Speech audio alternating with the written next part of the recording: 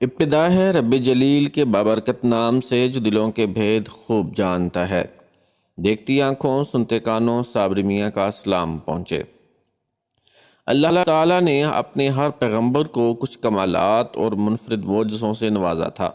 سلیمان علیہ السلام کو اللہ تعالیٰ نے یہ کمال دیا تھا کہ ان کو ایسی لاجواب حکومت اور سلطنت عطا کی جس میں نہ صرف ساری دنیا پر ان کی حکمرانی تھی بلکہ ان کی رعایا میں جنات، طیور اور ہوا بھی شامل تھی۔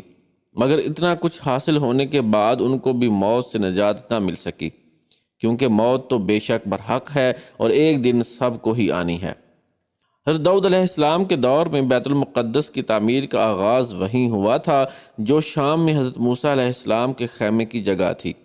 حضرت داؤد علیہ السلام نے بیت المقدس کی بنیاد بھی وہیں رکھی، مگر تعمیر کے مکمل ہونے سے قبل ہی حضرت داؤد علیہ السلام کی وفات کا وقت آ گیا اور آپ علیہ السلام نے اپنے فرزند حضرت سلیمان علیہ السلام کو وصیت فرمائی کہ وہ اس کی تعمیر اپنی نگرانی میں مکمل کروائیں۔ لہٰذا حضرت سلیمان علیہ السلام نے جنوں کی جماعت کو اس کام پر لگایا اور عمارت کی تعمیر کو جاری رکھا۔ جنات کی طبیعت میں سرکشی غالب تھی، مگر وہ حضرت سلیمان علیہ السلام کے خوف سے کام کرتے تھے، یعنی اگر ان کی وفات کا جنات کو علم ہو جاتا تو فوراً کام چھوڑ دیتے اور تعمیر رک جاتی۔ جب حضرت سلیمان علیہ السلام کی وفات کا وقت قریب آیا، تعمیر عمارت تب تک مکمل نہ ہو سکی تھی۔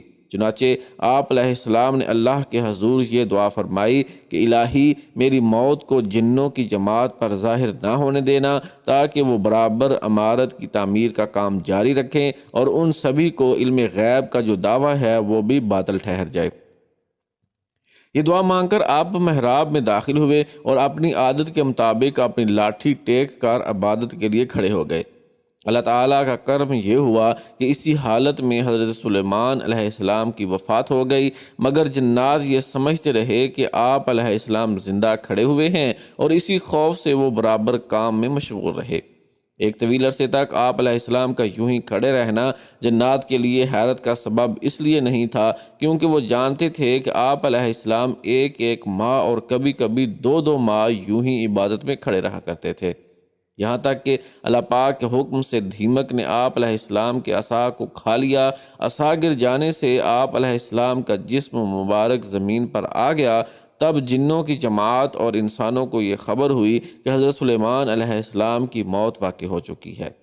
اللہ تعالیٰ نے قرآن مجید میں اس واقعہ کو ان الفاظ میں بیان فرمایا ہے کہ پھر جب ہم نے ان پر موت کا حکم بھیجا تو جنوں کو ان کی موت دھیمک ہی نے بتائی جو ان کے عصا کو کھا رہی تھی۔